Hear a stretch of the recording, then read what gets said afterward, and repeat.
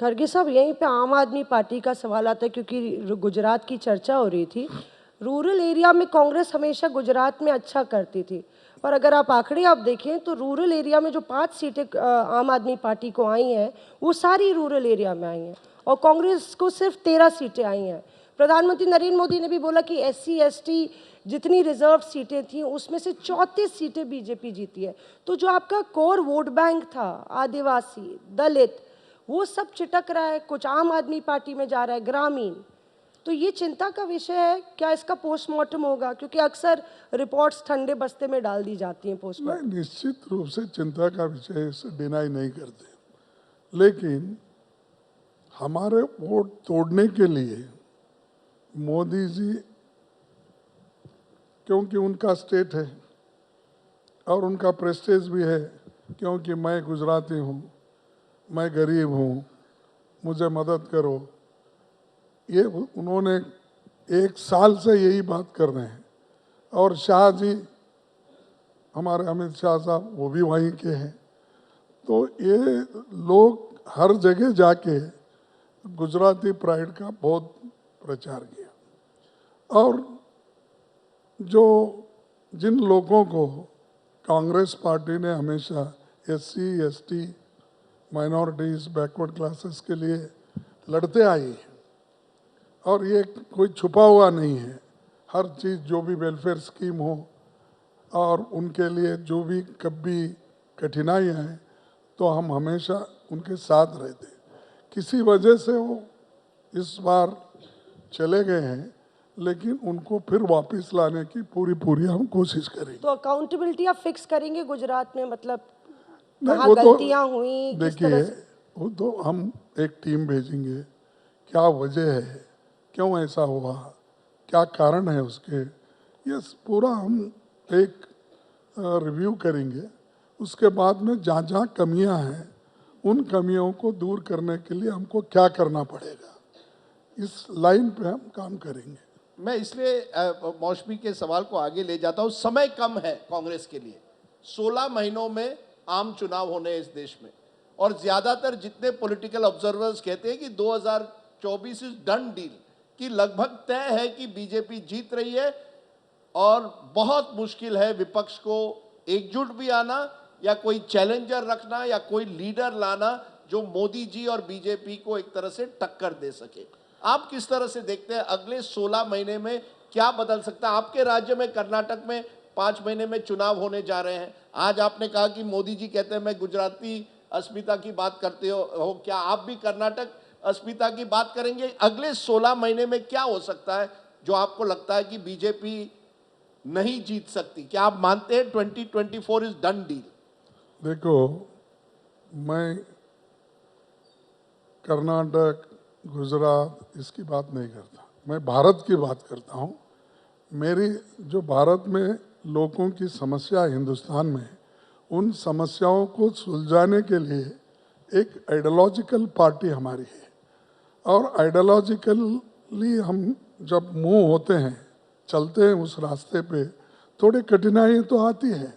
और जो आदमी पोलराइज करने की बात हमेशा करते हैं, तो किसी ना किसी वजह से उनको एस मिलता है।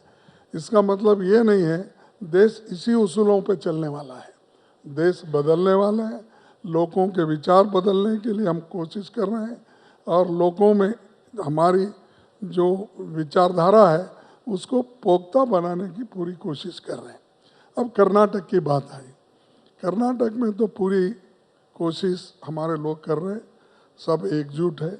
लेकिन मीडिया में बहुत से जगह आते रहता है कि वो लड़ रहे हैं और एक दूसरे को बात नहीं कर रहे। अरे, एक दूसरे से मिल के चले, वो आप उसके बारे में बात नहीं करते। जब कोई कहीं किसी ने कहा तो फौरन वो कैप्चर कर लेते हैं, अरे देखिए डिवीजन है, वो वहाँ बैठा, ये यहाँ बैठा। जब भारत जोड़ो यात्रा में ही साथ दौड़ते हैं ना, उसके बाद नहीं रहते साथ। नहीं, आप सुनिए, अगर वो वहाँ बैठे, इन्हों यहाँ बैठे, वो दिखाते हो, लेकिन जब वो साथ में बैठते हैं वो नहीं दिखाते, ये मुश्किल है। नहीं, आपको सर ये है, आपको लगता है टीवी वैसे खरगे जी रोज 8:30 से 10 बजे इंडिया टुडे देखते हैं, नॉट ये- ओनली, और आज सभी तक- टीवी देखता अच्छा हूँ। सभी not- टीवी देखते हैं। मैं इसलिए पूछ रहा हूं कि आपको आजकल कांग्रेस वालों को टीवी या मीडिया से बहुत आप लोग बहुत दुखी हैं लगता है, क्यों इतना? अब कर्नाटक की बात हो गई, आपने कहा कि हम टीवी वाले दिखाते हैं कि सिद्धारमैया जी और शिव कुमार अलग अलग हो गए। हम टीवी वाले नहीं दिखाते, हम दिखाते हैं जो हकीकत है। नहीं तो सर ये मान के चले ना, all is well in Karnataka, देखिए, ऑल इज नहीं वेल। पर टीवी देखो, no, all is well, you All is don't well. Create rift. हाँ। तो मेरा कहना ये है कि आपको टीवी से इतना दुख क्यों है? नहीं, टीवी से दुख मीडिया नहीं, से? नहीं, मीडिया से हमको दुख नहीं। अगर मीडिया से दुख होता तो हम तो 70 साल में कभी ऐसी नौबत नहीं लाई थी। आज किसी टीवी ने कुछ अच्छी बात कही तो बंद करो, किसी का टीवी खरीदो, किसी सर, को आज तक के मंच बात पे करने आए मत दो, और किसी को एक वहाँ इन्वेस्ट मत करो, जाओ वहाँ इन्वेस्ट करो, वो टीवी जरा हमारे खिलाफ बात कर रही है। तो ये तो हम नहीं करे, हम 70 साल 55 साल में आप कर रहे हो, ये लोग कर रहे हैं। तो इसलिए हमारा इतना ही विनंती है, जो सच बात है, जो सच्ची बातें लोगों के सामने रखना, यह हमारी अपेक्षा है। हम किसी को दोष नहीं दे रहे, दोष हम उन सरकार को दे रहे हैं जो सबको ट्विस्ट करती है, आर्म मोदी ट्विस्ट। तो इसलिए हमारी बातें उनके तरफ है, तुम्हारे तरफ इशारा नहीं। प्रधानमंत्री नरेंद्र मोदी तो कल कह रहे थे कि अब तो जुल्म और बढ़ने वाला है। मतलब वो अपने कार्यकर्ताओं को कह रहे थे कि जो है तमाम ठेकेदार हैं जो झूठ फैलाएंगे और जुल्म और बढ़ने वाला है, आप लोग को लड़ना है। यानी कि कहीं ना कहीं 2024 की तरफ इशारा था और विपक्ष की तरफ इशारा था। आप कहते हैं कि आप पर जुल्म हो रहा है, प्रधानमंत्री कहते हैं कि उधर जुल्म बढ़ने वाला है। मैं देखो, सबको मालूम है, लेकिन कोई ओपनली बोलता नहीं। तो ये प्रिंट मीडिया को मालूम है, टीवी वालों को मालूम है, और जर्नलिस्ट को मालूम है, जो लोग राइटर्स हैं उनको मालूम है। कोई आज किताब अगर लिखता भी है अपने विचारधारा से, वो किताब वाले को भी तुम जेल में डालते हो, केस करते हो। तो ऐसी चीज़ें आप लोग कर रहे हैं।